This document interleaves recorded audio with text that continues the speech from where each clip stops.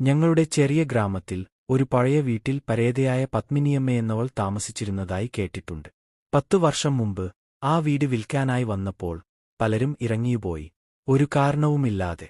പക്ഷേ കഴിഞ്ഞ വർഷം റഹീം എന്നൊരു യുവാവ് ആ വീട് വാങ്ങി താമസിക്കാൻ തുടങ്ങി. അവൻ ആദ്യ ദിവസം തന്നെ വൈകുന്നേരം പഞ്ചായത്ത് ഓഫീസിൽ പോയി ഒരു അഘോഷണ കൊടുത്തു. രാത്രികൾക്ക് ആരോ ആരുടെയോ ചെരുപ്പിന്റെ ശബ്ദം കേൾക്കും. പെട്ടെന്ന് പടിയിലേക്ക് ആരോ ഇറങ്ങുന്നത് പോലൊരു ഭയം. പിന്നെ ശൂന്യച്ഛോദ. പക്ഷേ അയാൾ കേട്ടത് ശബ്ദമാത്രമായിരുന്നില്ല. ഒരു രാത്രി 1:30 മണിയോടെ കാറ്റു തട്ടിയ പോലെ വാതിൽ തുറന്നു. അവൻ എഴുന്നേറ്റ് നോക്കിയപ്പോൾ അവളെ കണ്ടു. ഒരു സ്ത്രീ, വെളുത്ത നൈറ്റി, നീണ്ട ചെവി, പാദമില്ലാതെ നിലത്ത് ത്രയാദസായി നീങ്ങുന്നു. അവളുടെ കണ്ണുകൾ ശൂന്യമായിരിക്കുന്നു. അവൻ വാതിൽ അടക്കാൻ പോയപ്പോഴാണ് അവളത് പറഞ്ഞു. ഇവിടെ ഞാനായിരിക്കും. ഈ വീട് എന്റേതാണ്. അവന്റെ കൈകൾ തളർന്നു. വാതിൽ അടക്കാൻ കഴിഞ്ഞില്ല. അടുത്ത ദിവസം അയാളെ കാണാനായില്ല.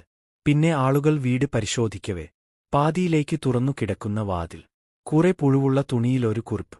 ഞാൻ വിട്ടുപോകുന്നില്ല. അവൾ ഇപ്പോഴും വരുന്നു. തുടരും.